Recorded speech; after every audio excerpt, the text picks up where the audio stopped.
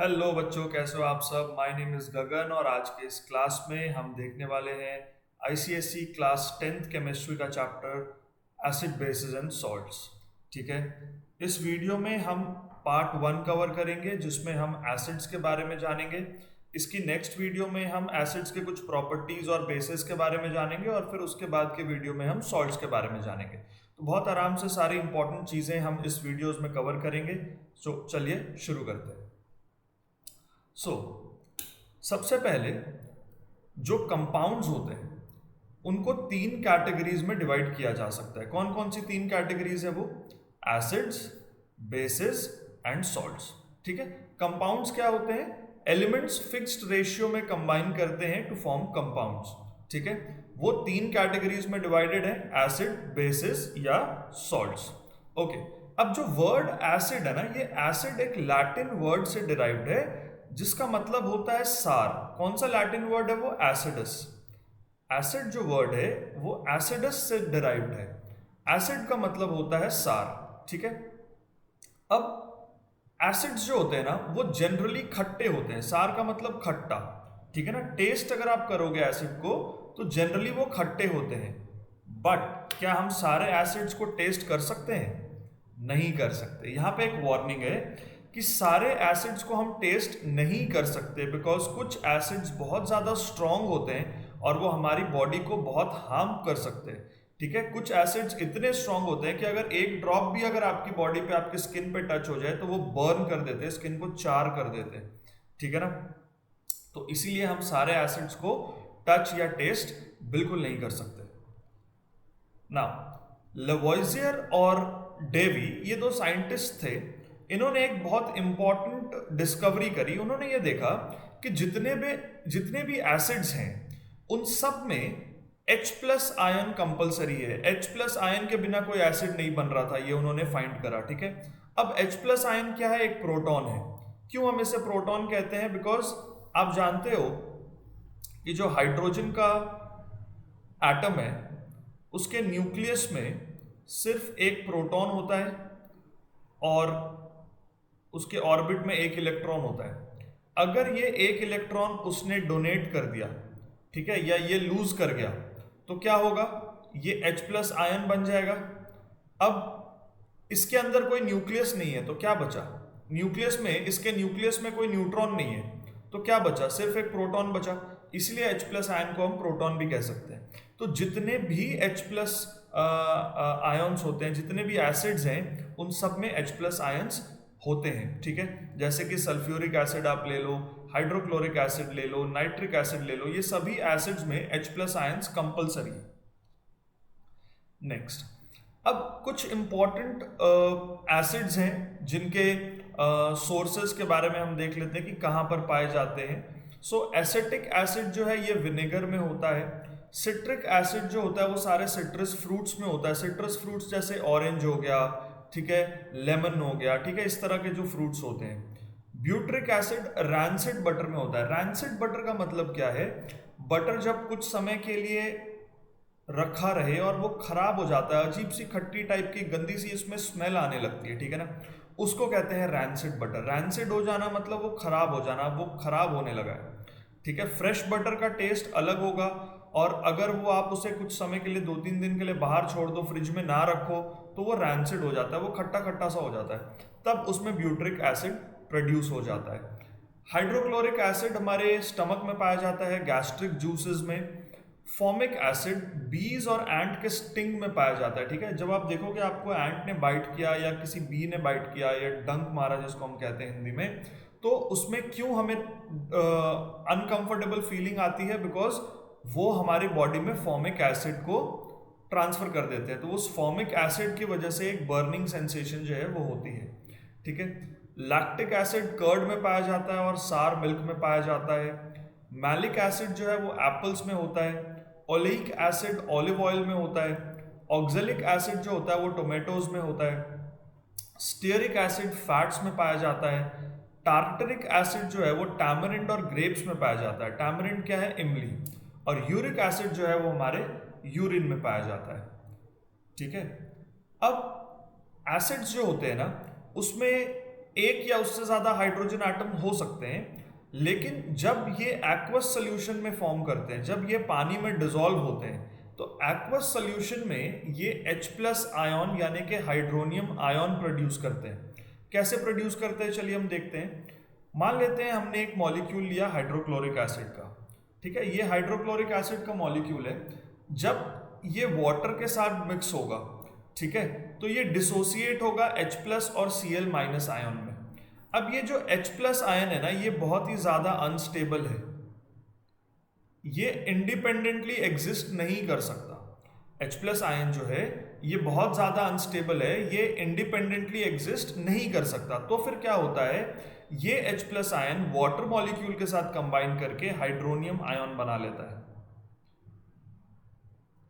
ठीक है। ये जो H3O+ है ये हाइड्रोनियम आयन है, और हाइड्रोनियम आयन को सिंपल तरीके से H+ भी लिखा जा सकता है, ठीक है।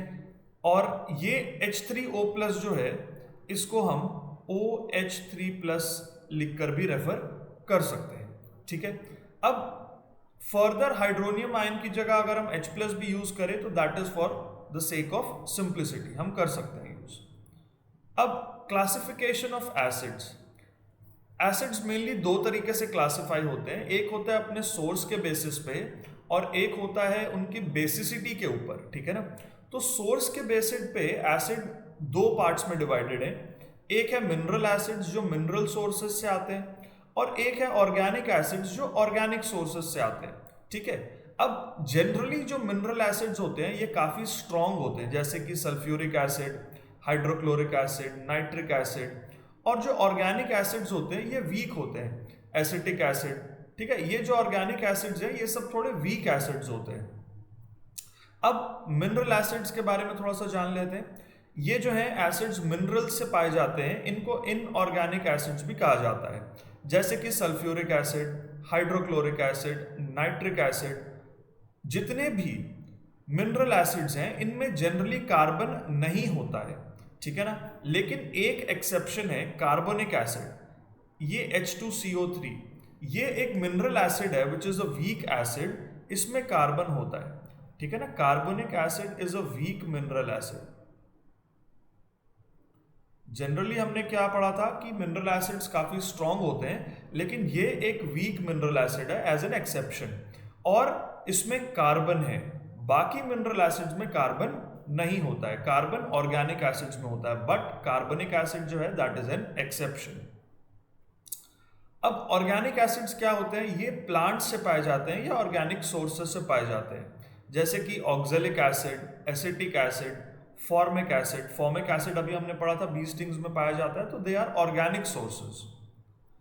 नाउ ऑक्सी एसिड्स क्या होते हैं, ऑक्सी एसिड्स वो होते हैं जिनमें ऑक्सीजन होता है हाइड्रोजन के साथ साथ, they contain oxygen along with hydrogen and may contain other elements, ठीक है ना। फॉर एग्जाम्पल H2SO4, ठीक है ना। इसमें आप देखो हाइड्रोजन के साथ साथ ऑक्सीजन है और इसके साथ एक और एलिमेंट है सल्फर, तो ये हो गया ऑक्सी एसिड्स। हाइड्रा एसिड्स वो होते हैं जिनमें हाइड्रोजन होता है, ऑक्सीजन नहीं होता, जैसे कि हाइड्रोक्लोरिक एसिड, हाइड्रोब्रोमिक एसिड, ठीक है, ये हो गए हाइड्रासिड्स। नाउ अब एसिड्स को क्लासिफाई करने का एक और तरीका है डिपेंडिंग अपॉन द बेसिसिटी। अब हम ये समझ लेते हैं कि बेसिसिटी क्या होती है। Basicity is the number of hydronium ions produced by one molecule of an acid when mixed in water या when dissolved in water। अब कोई भी एसिड है उसका एक मॉलिक्यूल हम ले लेते हैं और उसको पानी में मिक्स कर देते हैं। अब उस एसिड के एक मॉलिक्यूल से जितने हाइड्रोनियम आयंस प्रोड्यूस होंगे उसको हम कहते हैं बेसिसिटी। अगर एक एसिड मॉलिक्यूल से एक हाइड्रोनियम आयन प्रोड्यूस हो रहा है तो उसे कहते हैं मोनोबेसिक। अगर एक एसिड मॉलिक्यूल से दो हाइड्रोनियम आयन प्रोड्यूस हो रहे हैं तो उसे कहते हैं डाई बेसिक। और अगर एक एसिड मॉलिक्यूल से 3 हाइड्रोनियम आयन प्रोड्यूस हो रहे हैं तो उसे हम कहते हैं ट्राई बेसिक। अब ये हाइड्रोनियम आयन कैसे प्रोड्यूस होंगे? जब हम उसे एक्वस फॉर्म में लाएंगे या जब हम उन्हें पानी के साथ मिक्स करेंगे। ठीक है, सो डेफिनेशन क्या हो गई? The basicity of an acid is defined as the number of hydronium ions that can be produced by the ionization of one molecule of that acid in aqueous solution। तो simple words में अगर हम कहें तो उस acid के एक molecule को जब आप पानी में मिक्स करोगे तो जितने हाइड्रोनियम आयन्स प्रोड्यूस होंगे उसको कहते हैं बेसिसिटी। ठीक है, मोनोबेसिक का मतलब एक हाइड्रोनियम आयन प्रोड्यूस होगा, डाई बेसिक का मतलब 2, ट्राई बेसिक का मतलब 3। कुछ ऐसे एसिड्स भी होते हैं जो 4 हाइड्रोनियम आयन्स प्रोड्यूस करते हैं, बट उनके बारे में अभी हमें उतना नहीं जानना है।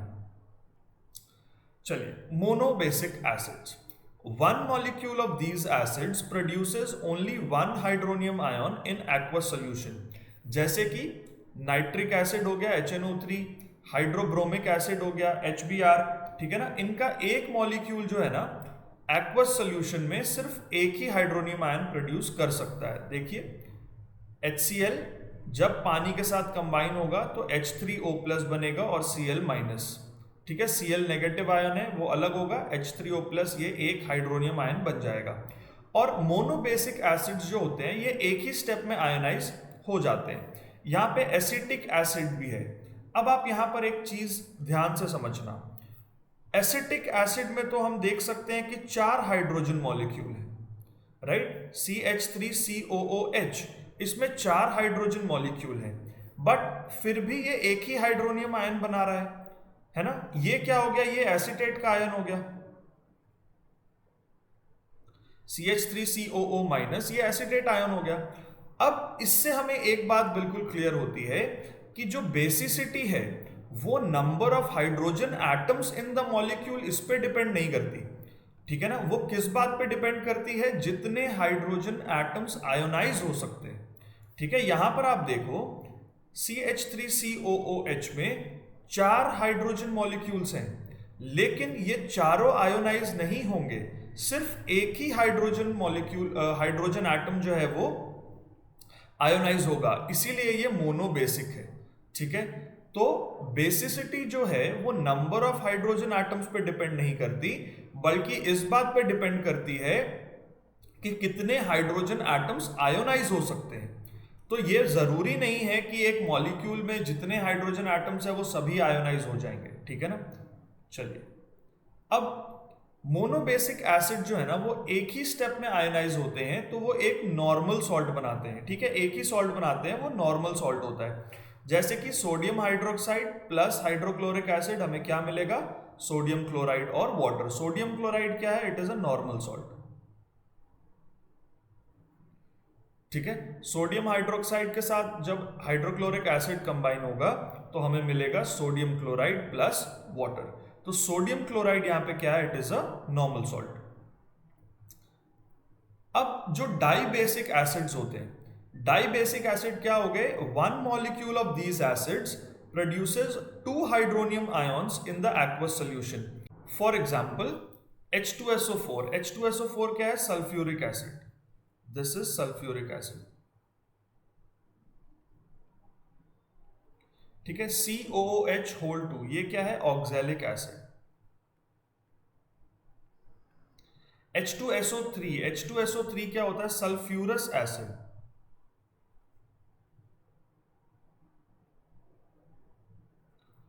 और H2CO3। H2CO3 क्या होता है? Carbonic acid. ठीक है, H2CO3 होता है कार्बोनिक एसिड। अब ये सभी जो है ना ये डाई बेसिक एसिड्स हैं, मतलब इनका एक मॉलिक्यूल अगर वाटर में मिक्स होगा तो 2 हाइड्रोनियम आयन प्रोड्यूस होंगे। तो इसका मतलब ये हुआ कि जो डाई बेसिक एसिड्स होते हैं ये 2 स्टेप में आयनाइज होते हैं। ठीक है, इसका एग्जांपल आप देख लो 2 स्टेप आयनाइजेशन का।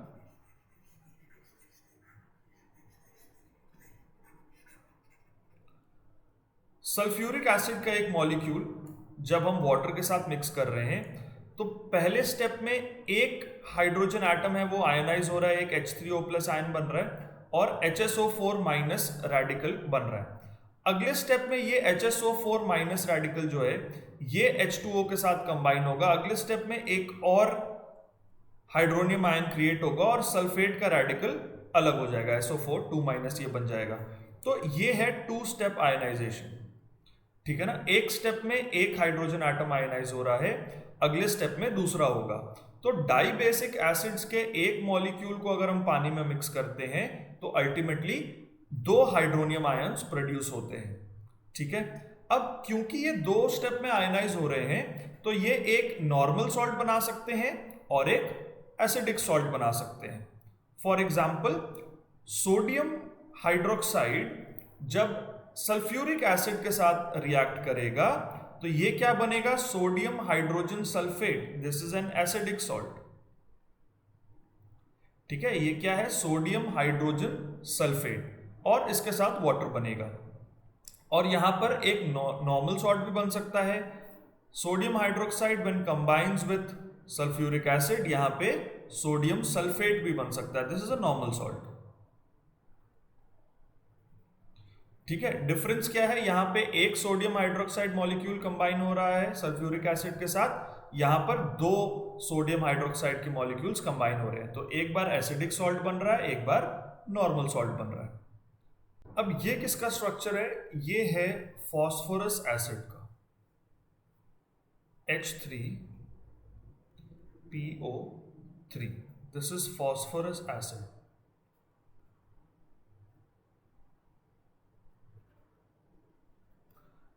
अब जो फास्फोरस एसिड होता है ना, ये डाई बेसिक एसिड होता है।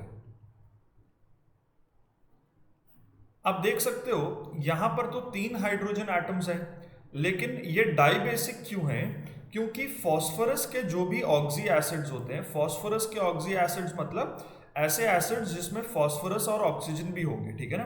तो फास्फोरस के साथ जो ऑक्सी एसिड्स होते हैं उसमें जो हाइड्रोजन एटम्स डायरेक्टली फास्फोरस के साथ कंबाइन होते हैं वो रिप्लेसेबल नहीं होते हैं, मतलब कि वो आयोनाइज नहीं किए जा सकते। जैसे कि यहां पर आप देखोगे कि ये जो हाइड्रोजन एटम है ना, ये फास्फोरस के साथ डायरेक्टली कंबाइंड है, तो ये आयोनाइज नहीं होगा। ये जो OH वाले हैं ये आयोनाइज होंगे, ठीक है ना। ये जो हाइड्रोजन एटम है दिस इज नॉट रिप्लेसेबल,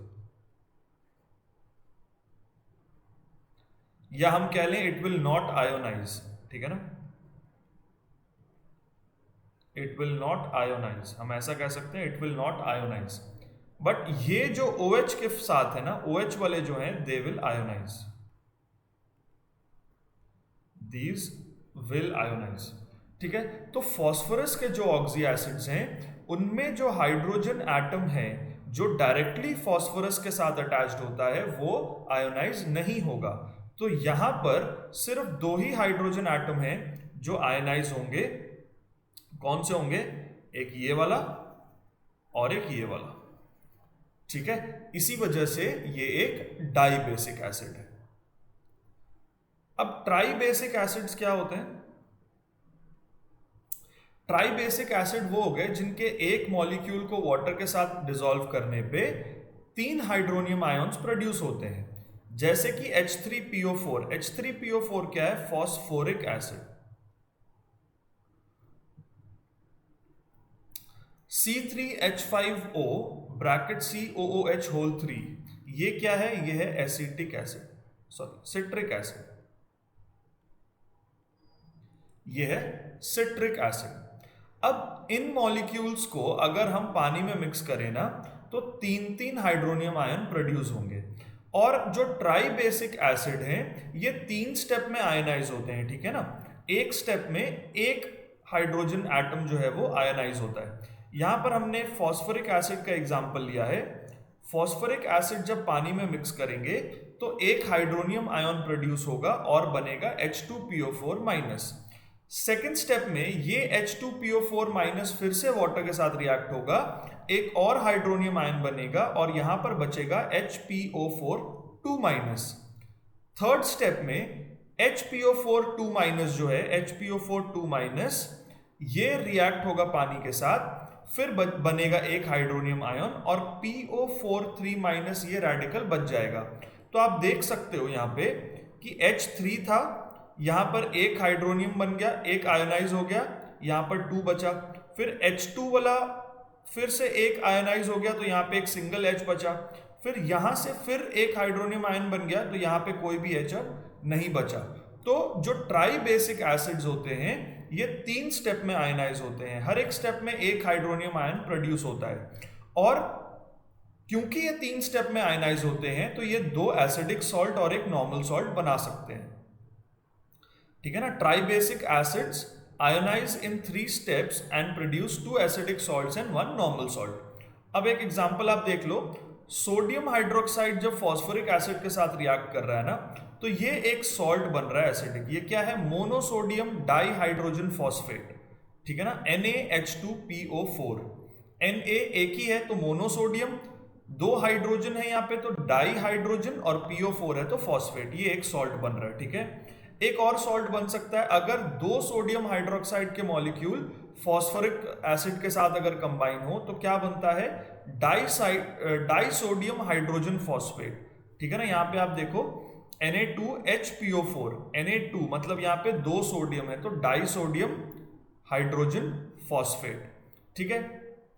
एक और सॉल्ट बनता है अगर 3 सोडियम हाइड्रोक्साइड के मॉलिक्यूल्स कंबाइन हो फॉस्फोरिक एसिड के साथ, तो Na3PO4 यानी कि ट्राइसोडियम फॉस्फेट, ठीक है। पहले आप देखो 1 सोडियम, फिर बाद में 2 सोडियम, यहाँ पे ट्राइसोडियम, ठीक है ना।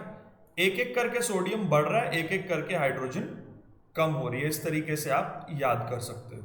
तो स्टूडेंट्स, अगर ये वीडियो आपको अच्छी लगी तो लाइक करें इस वीडियो को। अगर आप हमारे चैनल पर नए हो तो सब्सक्राइब करो। और अगर आप इसका PDF लेना चाहते हो तो हमारी ऐप डाउनलोड करिए प्ले स्टोर से, एड्यूटॉपर ऐप। वहां पे आप रजिस्टर करें, फ्री रजिस्टर करें, और बहुत सारा स्टडी मटेरियल आप वहां पे पा सकते हो। ये PDF भी आपको वहीं पर मिल जाएगी, और ऐप का लिंक दिया है हमारे डिस्क्रिप्शन में। अगले वीडियो में हम एसिड्स को और थोड़ा सा पढ़ेंगे, उनके प्रॉपर्टीज और यूजेस के बारे में जानेंगे। उसके साथ साथ हम बेसिस के बारे में जानेंगे, उसके बाद फिर हम सॉल्ट्स के बारे में जानेंगे, ठीक है। मिलते हैं अगली वीडियो में। Till then take care.